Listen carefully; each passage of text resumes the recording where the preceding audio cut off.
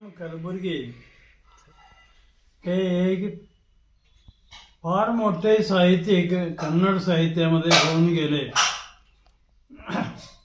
ते अगदी प्रकांड पंडित होते. त्यांचा जन्म 28 नोव्हेंबर 1938 रोजी गुब्बेवाड येथे झाला. नंतर ते शिक्षणासाठी धारवाडला आले आणि तिथं स्थायिक झाले. त्याने साहित्याच्या सर्व क्षेत्रामध्ये हात फिरवलेले आहे आणि फार मोठं संशोधन केलेलं आहे. त्याने हे बसवण्णांच्या विषयी जे शिलालेख सापडले त्यांच्यावर त्याने एक पुस्तक लिहिलेलं आहे, बसवकालीन शिलालेख म्हणून. त्यामुळे बसवेश्वरांच्या विषयी आम्हाला जास्त माहिती मिळते. इथं धारवाडमध्ये असताना ते कर्नाटक विश्वविद्यालयामध्ये प्रोफेसर म्हणून होते. नंतर सिनियर रीडर म्हणून होते, डीन म्हणून होते. नंतर त्यांना विजयनगरच्या हंपी विश्वविद्यालयामध्ये व्हाईस चान्सलर म्हणजे कुलपती म्हणून त्यांची नेमणूक झाली. त्या काळामध्ये त्यांनी अनेक पुस्तकं प्रसिद्ध केली आणि खूप संशोधन केले. त्या काळामध्ये अनेक जण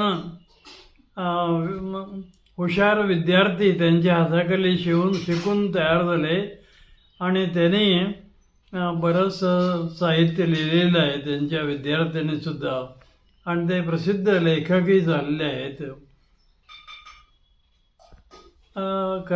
कलबुर्गी सरांचं एक वैशिष्ट्य म्हणजे त्यांना जे योग्य वाटतंय ते अगदी स्पष्टपणे ते बोलायचे. आत एक बाहेर एक असं त्यांचं नव्हतं. त्यामुळे त्यांना जे वाटतंय ते त्याने स्पष्टपणे सांगितलेलं होतं. त्याचा परिणाम असा झाला की काही सनातनी हिंदू धर्माच्या लोकांना ते आवडलं नाही. त्याने त्यांना धमक्या द्यायला सुरुवात केली. खरं त्याने दाद दिली नाही. शेवटी एकदा त्यांच्यावर हल्ला करण्याचा प्रयत्न झाला. तेव्हा पोलिसांनी त्यांच्या घराला संरक्षण दिलं. ते कायम पोलीस तिथे राहिले. 1 वर्षभर तिथं पोलीस होते. कलबुर्गी सरांना त्यांचा कंटाळा येऊन गेला. या बंदिवासामध्ये, या तुरुंगामध्ये किती दिवस राहायचं, मला मोकळे फिरायला द्या म्हणून त्याने एक अर्जच दिला, मला पोलिसांची काही गरज नाही म्हणून. पोलिसांनी मग त्या पोलिसांना मागं घेतलं त्यांना आणि मग कलबुर्गी सर सगळीकडे फिरायला लागले. त्या काळामध्ये एम चिदानंद मूर्ती, त्यानंतर KS भगवान आणि आणखी एक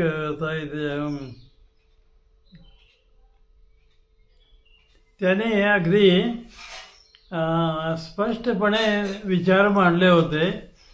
त्याला कलबुर्गी सरांनी दुजोरा दिला, पाठिंबा दिला. त्यामुळे हे सनातनी लोक पुन्हा खवळले आणि त्यांच्या घरी विद्यार्थ्यांच्या रूपानं 1-2 विद्यार्थी म्हणून त्यांच्या घरी गेले आणि तुम्हाला विद्यार्थी भेटायला आलेत म्हटल्यावर ते बाहेर आले. त्यांना 3 गोळ्या झाडल्या आणि त्याच ठिकाणी एक इथं भोवीच्या मध्ये आणि एक हृदयालाच लागली. त्यामुळे तिथे ते खाली कोसळले. लगेच त्यांना हॉस्पिटलला नेलं, परंतु ते वाचू शकले नाहीत. तो दिवस होता 30 ऑगस्ट 2015. 30 ऑगस्ट 2015. वेळ सकाळी 8:20 वाजता. त्यांचं प्राणोत्क्रमण झालं. त्यामुळे साऱ्या देशामध्ये खळबळ माजली. अनेक इंग्लिश पेपरांनी सुद्धा त्यांच्याबद्दल लेख लिहिले. अमेरिकेमध्ये सुद्धा त्याबद्दल आंदोलन झालं विद्यार्थ्यांचं.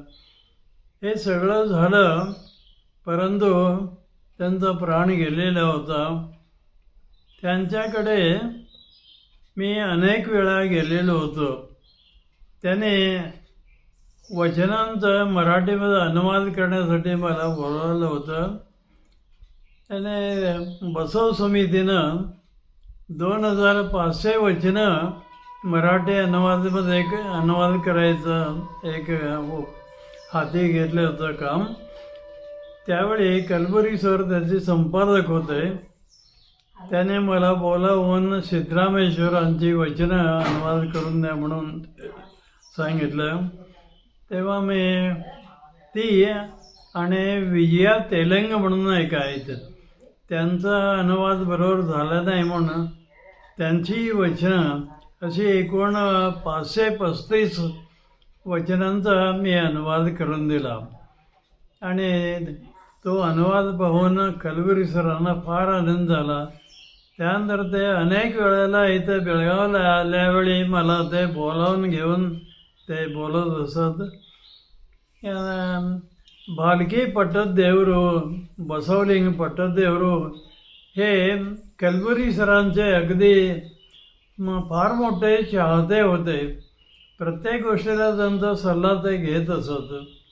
आणि त्या सल्ल्याप्रमाणे डॉक्टर लिंगैक फ.गो. हळकट्टे यांचं वचनशास्त्र सार भाग 1 हे सुमारे 2600 वचनांचं एक पुस्तक होतं.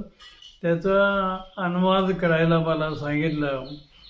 कलबुर्गी सरांनी स्वतः ते चाळून पाहिलं आणि मग त्याची अनुक्रमणिका हे अक्षर विल्हेवारीप्रमाणे करायचं काय म्हणून विचारलं ना. नको म्हणाले ते.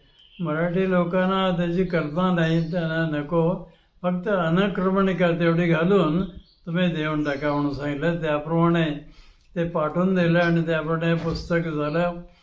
त्यानंतर भालकी पट्टदेवरने मला बसवेश्वरांचं वचनं अगोदरच मराठीमध्ये अनुवाद झालेली होती. मला अलम प्रभूपासून पुढं